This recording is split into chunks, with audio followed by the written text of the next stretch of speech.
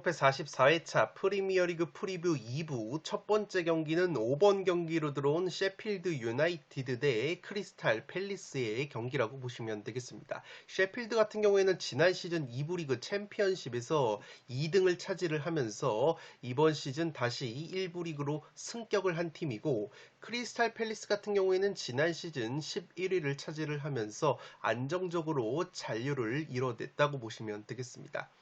이 셰필드라는 승격팀 같은 경우에는 프리시즌 성적이 2승 1무 3패로 주춤했는데 8월 5일 슈투트가르트와의 마지막 프리시즌 평가전에서도 0대3 패배를 당하면서 시즌 개막을 앞두고 경기력이 그다지 좋지 못했던 부분이 있다고 보시면 되겠습니다. 이 셰필드 같은 경우에는 이번 시즌 1부 리그로 승격을 했음에도 불구하고 전력을 강화하기보다 전력 누수가 상당히 심하다고 보시면 되겠는데, 우선 핵심 2선 플레이메이커인 은디아예라는 선수가 마르세유로 전격 이적이 되면서 셰필드가 공격 연결고리가 굉장히 부실해졌다고 보시면 되겠습니다. 이 셰필드의 은디아예 선수가 지난 시즌 2부 리그에서 14골 10개의 도움을 기록을 하면서 공격의 핵심적인 역할을 수행했던 자원인데, 이 선수가 프리시즌까지 소화를 하다가 셰필드에서 프리시즌 2골을 기록을 하면서 셰필드와 함께 새 시즌을 준비하는 듯 보였지만 갑작스럽게 마르세유로 이적이 됐기 때문에 전력 누수가 상당히 심할 것으로 보이는 셰필드라고 보시면 되겠습니다. 설상가상으로 오늘 새벽에 또 다른 주전 미드필더인 베르게 선수가 번리로 이적이 됐다는 소식까지 들려왔기 때문에 셰필드가 새 시즌 개막을 앞두고 중원 쪽의 전력 누수가 상당히 심할 것으로 생각이 됩니다. 물론 지난 시즌 스웨덴 리그에서 12골 3개의 어시스트를 기록한 베니 트라오레라는 단신의 공격수를 영입을 했지만 얼마만큼 은디아예 선수의 공백을 메워줄 수 있을지는 조금은 의문이라고 보시면 되겠습니다. 지난 시즌 리그에서 13골을 넣었던 공격수 맥버니 선수 같은 경우에는 프리시즌에 득점이 없었기 때문에 셰필드가 1부 리그로 승격을 했지만 새 시즌 전망 자체는 그렇게까지 밝지 않을 것으로 생각이 되고 있습니다. 크리스탈 팰리스 같은 경우에는 프리시즌 성적이 3승 3무 1패로 나쁘지 않았고 8월 5일 리옹과의 마지막 평가전에서 2대0 승리를 거두면서 나름대로 준비를 잘 했다고 보시면 되겠습니다. 지난 시즌 후반기에 로이 호지슨 영감님이 다시 크리스탈로 돌아오면서 굉장히 좋은 성적을 거뒀고 잔류에 성공을 한 크리스탈 팰리스이기 때문에 호지슨 감독과 한 시즌 더 가게 된 크리스탈 팰리스라고 보시면 되겠습니다. 다만 주전 측면 자원인 올리세라는 선수가 지난 시즌 리그 2골 11개의 어시스트를 기록했던 핵심 자원인데, 이 선수가 최근에 햄스트링 부상 중이기 때문에 프리시즌을 소화를 하지 못했기 때문에 올리세 선수가 개막전부터 결장할 가능성이 상당히 높지 않나 싶습니다. 물론 크리스탈 팰리스 같은 경우에는 에이스 플레이메이커인 에제 선수가 지난 시즌 후반기 호지슨 감독님이 부임을 한 이후에 굉장히 컨디션이 살아났고, 에제 선수가 프리시즌에도 2골 4도움으로 맹활약을 했기 때문에 이번 시즌 크리스탈 팰리스의 농사는 이 에제 선수의 발끝에 달려있다고 해도 과언이 아니라고 보시면 되겠습니다. 또한 크리스탈 팰리스가 프리시즌에 공격수 에두아로 선수와 마테타 선수가 3골씩 넣어주면서 예열을 마쳤기 때문에 크리스탈이 그래도 공격 쪽에서 어느 정도 한방을 보여줄 가능성이 있어 보입니다. 물론 크리스탈 팰리스도 핵심 측면 공격수인 윌프리드 자아 선수가 갈라타사라이로 이적이 됐기 때문에 크리스탈 팰리스가 만약에 주전 측면 자원인 올리세 선수가 부상 여파로 결장이 되고 윌프리드 자아 선수의 공백까지 느껴지게 된다면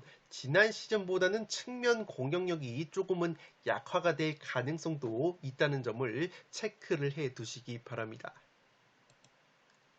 포토 오브 더 매치에서 소개해드릴 선수들입니다. 왼쪽에 빨간색 유니폼을 입은 두 선수가 셰필드 유나이티드를 떠나게 된 두 선수인데 맨 왼쪽에 보시는 선수가 바로 셰필드 소속이었던 은디아예라는 플레이메이커입니다. 이 선수가 지난 시즌 2부 리그에서 14골, 10개의 도움을 기록을 한 핵심 자원인데 이 선수가 돌연 마르세유로 이적이 됐기 때문에 공격력이 상당히 약화가 될 가능성이 있는 셰필드이고 마찬가지로 중앙에 보이시는 베르게라는 미드필더 역시 셰필드를 떠났는데 이 선수 같은 경우에는 노르웨이 대표팀 출신의 미드필더로 피지컬 자체가 키가 190이 넘는 장신의 미드필더이기 때문에 피지컬 자체가 굉장히 좋은 선수이고 의외로 드리블 능력도 있기 때문에 드리블을 통한 전진 능력도 상당히 좋다는 점에서 이 선수도 지난 시즌에 리그에서 6개의 골과 어시스트를 기록을 했던 자원이라는 점에서 셰필드가 중원 쪽에서 상당히 전력 누수가 심할 수 있는 시즌 초반이라고 보시면 되겠습니다. 맨 오른쪽에 보이는 에제 같은 경우에는 지난 시즌 막판에 호지슨 감독이 부임한 이후에 컨디션이 살아났고 이 선수가 프리시즌에도 맹활약을 하면서 에이스 역할을 예고를 했기 때문에 에제 선수의 발끝에 기대가 모아지고 있습니다. 특히나 셰필드가 1부 리그에 있었던 가장 최근 맞대결에서 이 에제 선수가 셰필드를 상대로 굉장히 강했던 모습이 있었기 때문에 이번 경기는 이 에제 선수가 얼마만큼 활약을 해주느냐가 관건으로 보여지고 셰필드의 전력 누수를 고려를 했을 때 그래도 크리스탈 팰리스 쪽으로 근소하게 기우는 매치가 될 것으로 생각이 됩니다. 다만 크리스탈 팰리스 역시 윌프리드 자하 선수가 이적이 됐고 올리세 선수가 부상 중이라는 점에서 측면 공격력이 떨어질 가능성이 있기 때문에 무승부 정도의 셰필드 사이드도 충분히 받쳐볼 만한 매치라고 생각이 되고 있습니다. 다음 경기는 44회차 7번 경기로 들어온 뉴캐슬 대 아스톤 빌라의 빅 매치라고 보시면 되겠습니다. 뉴캐슬 같은 경우에는 지난 시즌 4위를 차지를 하면서 챔피언스 리그 티켓을 따냈고 아스톤 빌라 역시 7위를 차지를 하면서 컨퍼런스 리그 티켓을 손에 쥐었다고 보시면 되겠습니다. 뉴캐슬 같은 경우에는 프리시즌 성적이 5승 2무 무패 굉장히 좋았고 마지막 평가전이었던 8월 6일 비아레알과의 프리시즌 경기에서 4대0 대승을 거두면서 경기력이 물이 오른 모습이 있다고 보시면 되겠습니다. 이번 시즌을 앞두고 AC 밀란의 출신 미드필더 토날리 선수를 영입을 하면서 중원 보강에 성공을 한 뉴캐슬이고 레스터시티 출신의 측면 윙어 자원인 하비 반스 선수를 영입을 하면서 생 막시망 선수가 빠진 측면 공격을 보강을 했다고 보시면 되겠습니다.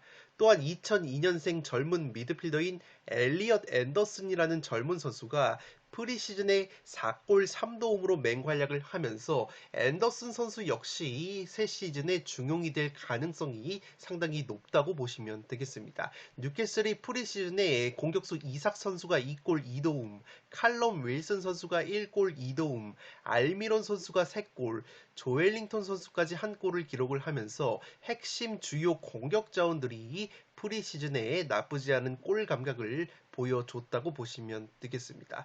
영입생 측면 자원인 하비 반스 선수 역시 프리시즌에 2골을 넣으면서 예열을 마쳤기 때문에 뉴캐슬이 특유의 공격력을 이번 시즌에도 보여줄 가능성이 있어 보입니다. 이 뉴캐슬과 아스톤 빌라 같은 경우에는 프리시즌 기간에 7월 23일에 평가전을 치러서 3대3 무승부를 거뒀던 매치업이기 때문에 이번 경기 역시 상당히 팽팽한 경기 내용이 나올 가능성이 높다고 보시면 되겠습니다.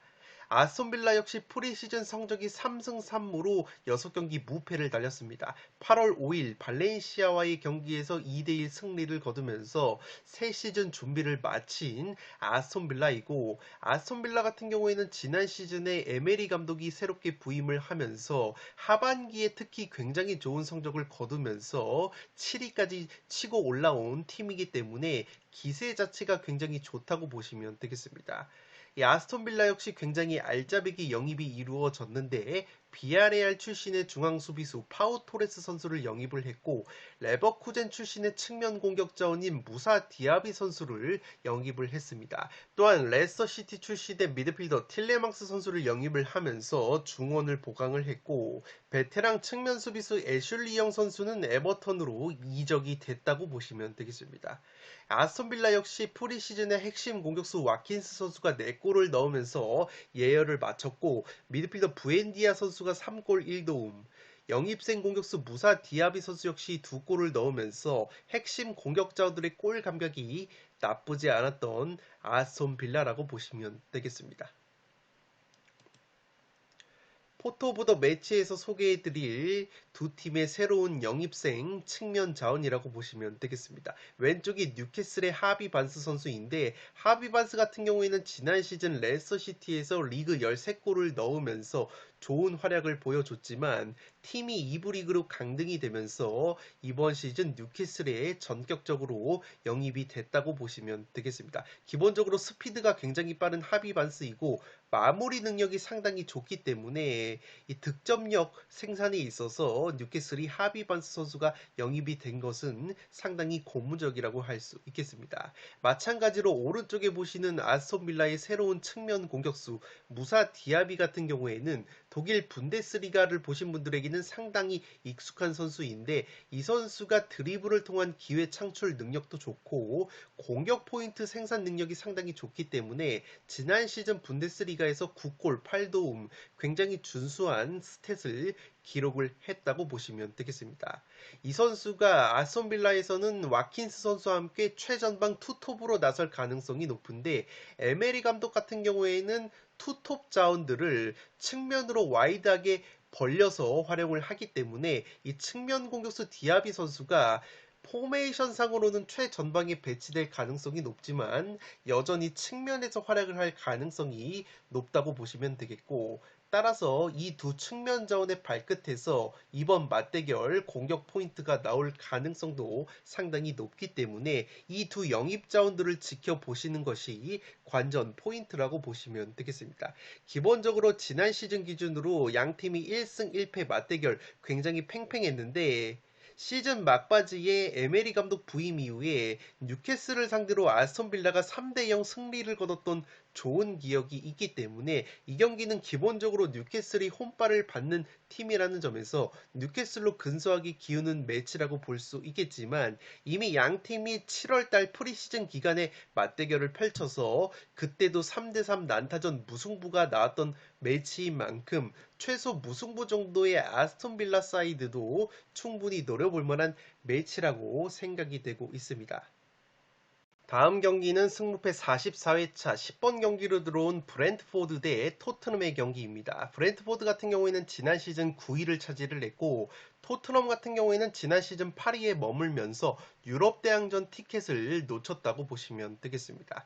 이 브렌트포드가 프리시즌 성적이 1승 3무 2패로 굉장히 좋지 못했는데 그래도 마지막 평가전이었던 프랑스 리강 릴과의 경기에서는 0대0 무승부를 거뒀다고 보시면 되겠습니다. 이 1승 같은 경우에는 프랑스 리그앙과 8월 5일에 비공개로 치러진 평가전이었고 그 경기에서는 2군 위주로 경기에 나섰기 때문에 사실상 공식 프리시즌 평가전 성적은 3무 2패로 굉장히 좋지 못했던 이 브렌트포드라고 보시면 되겠습니다. 브렌트포드 같은 경우에는 새 시즌을 앞두고 악재가 큰 것이 에이스 공격수인 아이반 토니 선수가 배팅 혐의로 인해서 징계가 내년 1월까지 이어지기 때문에 한동안은 이 아이반 토니 선수가 빠진 채로 공격을 전개를 해야 된다고 보시면 되겠습니다. 브렌트포드의 아이반 토니 같은 경우에는 지난 시즌 리그에서 20골 4도움을 기록을 하면서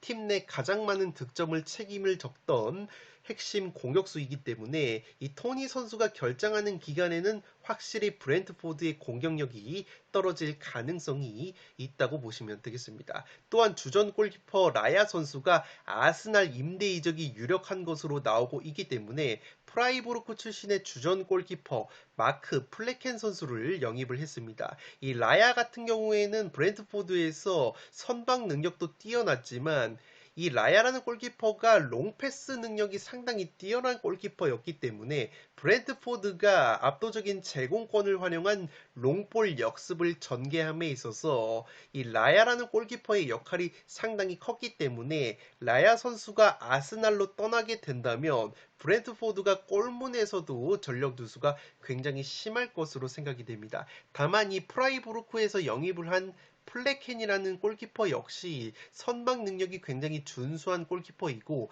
이 선수 역시 롱패스 정확도가 나쁘지 않다는 평가를 받고 있기 때문에 라야 선수의 빈자리를 얼마만큼 플레켄 선수가 메꿔줄 수 있을지도 브랜트포드의 농사에 중요한 관건이라고 보시면 되겠습니다. 브랜트포드 같은 경우에는 울버햄튼 출신의 수비수 콜린스 선수를 영입을 했고 대한민국 성남FC 출신의 수비수 김지수 선수까지 영입을 하면서 주로 수비 쪽의 봉황이 이루어졌다고 보시면 되겠습니다.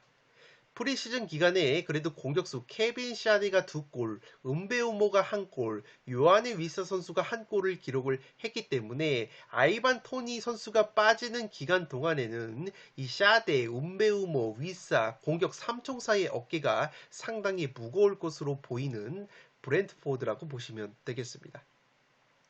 반면에 토트넘 같은 경우에는 프리시즌 경기를 2승 2패 4경기밖에 치르지 않았는데 가장 마지막 평가전이었던 바르셀로나와의 경기에서는 2대4로 패배를 당했습니다. 물론 토트넘 같은 경우에는 이 바르셀로나와의 평가전에서 손흥민과 해리케인 핵심 공격자원들에게 휴식을 부여를 했기 때문에 100% 전력은 아니었다고 보시면 되겠습니다. 토트넘 같은 경우에는 영입 자원이 굉장히 많았는데 우선 최근에 영입이 된 볼프스부르크 출신의 중앙 수비수 반더베 선수를 영입을 했고 엠폴리 출신의 골키퍼 비카리오 선수를 영입을 하면서 수비를 보강을 했습니다. 또한 레스터시티 출신의 플레이메이커 제임스 메디슨 선수를 영입을 했고 비아레알에서 미드필더 로셀소 선수까지 복귀가 됐기 때문에 약점으로 꼽혔던 수비와 미들진의 보강이 이루어졌다고 보시면 되겠습니다. 또한 가장 큰 변화라고 할 수 있는 것은 셀틱을 이끌었던 포스테코글루라는 감독이 새롭게 부임을 했는데 이 감독님이 셀틱에서 강한 전방 압박, 공격 축구를 지향을 했고 프리시즌 기간에도 토트넘에서도 상당히 압박 라인을 올리면서 공격적인 축구를 보여줬기 때문에 토트넘이 확실히 지난 시즌보다는 공격적인 축구를 지향할 가능성이 상당히 높다고 보시면 되겠습니다. 프리시즌 기간에 토트넘의 주포 공격수 해리케인 선수가 샤흐타르를 상대로 4골을 넣었고 로셀스와 메디슨이라는 미드필더 역시 각각 2골 1도움, 2도움을 기록을 하면서 토트넘의 약점이라고 볼 수 있었던 플레이메이커 성향의 미드필더가 2명이나 추가가 됐기 때문에 토트넘의 공격 짜임새가 좀 더 향상이 될 가능성이 있다고 보시면 되겠습니다. 다만 아직까지도 주포 공격수 해리케인 선수를 두고 현재 바이에른 뮌헨이 영입을 노리고 있다는 소식이 있는 데다가 계속해서 금액을 높여서 오퍼를 한다는 보도가 나오고 있기 때문에 해리케인 선수의 거취를 면밀하게 파악을 해볼 필요가 있다고 보시면 되겠습니다. 포토 오브 더 매치에서 소개해드릴 선수들입니다. 맨 왼쪽에 보이시는 공격수가 브랜트포드의 아이반 토니 선수인데 이 선수가 베팅 혐의가 걸리면서 내년 1월까지 경기에 나설 수가 없기 때문에 브랜트포드가 아이반 토니 선수가 빠지는 기간에는 확실히 공격력이 약화가 될 가능성이 높다고 보시면 되겠습니다. 이 토니 선수가 지난 시즌 리그에서 20골이나 넣어줬던 핵심 공격수이고 이 선수가 프리미어리그에서 최상위권의 제공권 경합 능력을 보여줬던 선수이기 때문에 브랜트포드 특유의 롱볼 역습 그리고 세트피스 한 방의 위력도 약화가 될 가능성이 있다고 보시면 되겠습니다. 오른쪽에 보이시는 이 제임스 메디슨 같은 경우에는 2부 리그로 강등이 된 레스에서 영입이 된 플레이메이커인데 확실히 프리시즌 기간에 2개의 어시스트를 기록을 하면서 토트넘이 약점으로 꼽혔던 플레이메이커 성향의 미드필더가 보강이 됐다고 보시면 되겠습니다. 이 메디슨 선수뿐만 아니라 로셀소라는 미드필더까지 토트넘으로 다시 돌아왔기 때문에 이 두 선수가 플레이메이킹 역할을 잘 분담을 해준다면 토트넘의 공격 자원들이 한결 더 수월하게 공격을 전개할 가능성이 높아 보입니다.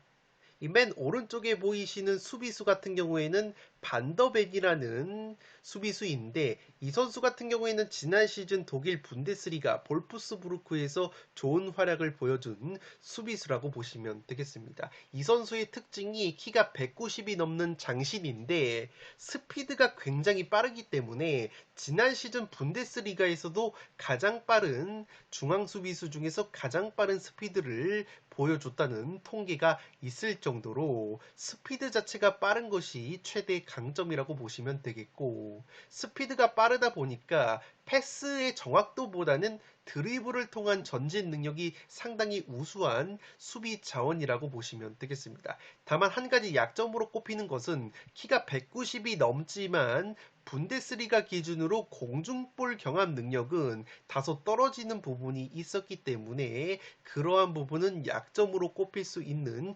영입이라고 보시면 되겠습니다. 한 가지 더 말씀을 드리자면 제가 아이반 토니 선수가 결장이 된다고 말씀을 드렸는데 지난 시즌 마지막 토트넘과의 맞대결에서 브렌트포드가 토트넘을 상대로 3대1 승리를 거뒀을 때도 아이반 토니 선수 없이 승리를 거뒀다고 보시면 되겠습니다. 특히나 브렌트포드의 은베우모 선수가 2골 1도움, 위사 선수가 1골 1도움을 올려주면서 브래드포드가 아이반 토니 선수가 전방에 나오지 않을 때는 이렇게 전방에 빠른 선수들을 배치를 하면서 오히려 역습 한 방의 위력과 스피드 자체는 향상이 되는 부분이 있기 때문에 제 아무리 브래드포드가 이 아이반 토니라는 핵심 공격수가 빠진다고 할지라도 이미 지난 시즌 마지막 맞대결에서 토니 선수가 없는 상황에서도 토트넘을 3대1로 완파를 했던 브렌트포드이기 때문에 무작정 토니 선수가 결장을 한다고 해서 이 경기는 토트넘 쪽으로 가야겠다는 생각은 버리시는 게 맞다고 보여지고 이 경기는 브렌트포드 사이드의 이변 결과도 충분히 나올 수 있다고 생각이 되는 경기이기 때문에 금요일 현매경 분석에서 보다 전술적인 측면까지 다뤄드리면서 최종 픽을 갈무리하도록 하겠습니다. 승무패 44회차 프리미어리그 마지막 경기는 12번 경기로 들어온 첼시 대 리버풀의 경기입니다. 첼시 같은 경우에는 지난 시즌에 12위로 굉장히 좋지 못한 성적을 거뒀고 리버풀 같은 경우에도 아쉽게 5위에 머물면서 챔피언스 리그 티켓을 놓쳤기 때문에 이번 시즌 상당히 절치부심하고 있다고 보시면 되겠습니다. 첼시 같은 경우에는 프리시즌 성적이 3승 2무 무패를 달렸는데 8월 3일 도르트문트와의 평가전에서 1대1 무승 부를 거뒀습니다. 첼시 역시 영입 자원들이 많았는데 비아레알 출신의 공격수 니콜라스 잭슨 선수를 영입을 했습니다. AS 모나코 출신의 프랑스 대표팀 수비수 디사시를 영입을 했고 브라이턴 출신의 골키퍼 산체스를 영입을 했는데 이 나간 선수들도 꽤 많다고 보시면 되겠습니다. 베테랑 미드필더 코바치치가 맨시티로 이적이 됐고 은골로 캉테 선수 역시 사우디로 이적이 됐습니다. 수비수 쿨리발리 역시 중동으로 이적이 됐고 아스필리 쿠에타라는 팀의 주장을 맡았던 베테랑 측면 수비수 역시 아틀레티코 마드리드로 이적이 됐기 때문에 내보낸 선수들도 상당히 많았던 첼시라고 보시면 되겠습니다. 다만 악재가 생긴 것은 뭐냐면 첼시가 야심차게 영입을 한 라이프치 출신의 공격수 은쿤쿠라는 선수가 프리시즌에 3골을 넣으면서 기대감을 높였는데 이 은쿤쿠 선수가 프리시즌에 또다시 무릎 부상을 당하면서 최소 4개월 결장이 예상이 되고 있기 때문에 첼시가 또다시 올 시즌 최전방에서 골 결정력이 상당히 약화가 될 가능성이 있어 보입니다. 하베르츠라는 공격 자원 역시 아스날로 떠나보낸 첼시이기 때문에 은쿤쿠 선수에게 기대를 상당히 많이 걸었던 첼시인데 은쿤쿠 선수가 또다시 부상을 당하면서 이탈이 됐기 때문에 굉장히 공격력 약화가 우려가 되는 첼시라고 보시면 되겠습니다. 물론 비아레알에서 영입을 한 니콜라스 잭슨이라는 공격수가 프리시즌에 2골 3도움을 올려주면서 기대 이상으로 적응력을 보여준 것은 고무적이라고 할 수 있겠지만 은쿤쿠 선수가 빠지는 것은 상당한 전력 누수가 될 것으로 생각이 됩니다. 첼시 같은 경우에는 과거에 토트넘과 PSG를 이끌었던 포체티노라는 감독이 새롭게 부임을 했기 때문에 포체티노 감독 체제에서 보다 공격적인 축구를 통해서 분위기 반전을 노리는 시즌이라고 보시면 되겠습니다. 리버풀 같은 경우에는 프리시즌 성적이 3승 1무 1패를 거뒀는데 8월 7일 다름슈타트와의 평가전에서 3대1 승리를 거두면서 프리시즌을 마무리를 했다고 보시면 되겠습니다. 리버풀 역시 나간 선수들이 굉장히 많았는데 나간 선수들에 비해서 영입한 선수는 딱 2명밖에 되지 않아서 현재 스쿼드 뎁스가 상당히 얇아졌다는 비판을 받고 있다고 보시면 되겠습니다. 그럼에도 불구하고 영입한 자원들이 꽤 괜찮은데 브라이튼의 핵심 중앙 미드필더 맥칼리스터 선수를 영입을 하면서 중원을 보강을 했고 라이프치히 출신의 플레이메이커 소보슬라이 선수까지 영입을 하면서 이선 공격력을 보다 강화를 했다고 보시면 되겠습니다. 물론 베테랑 미드필더 조던 핸더슨과 파비뉴 선수가 사우디로 이적이 되면서 스쿼드 뎁스가 얇아진 것은 굉장히 약점이라고 보시면 되겠습니다.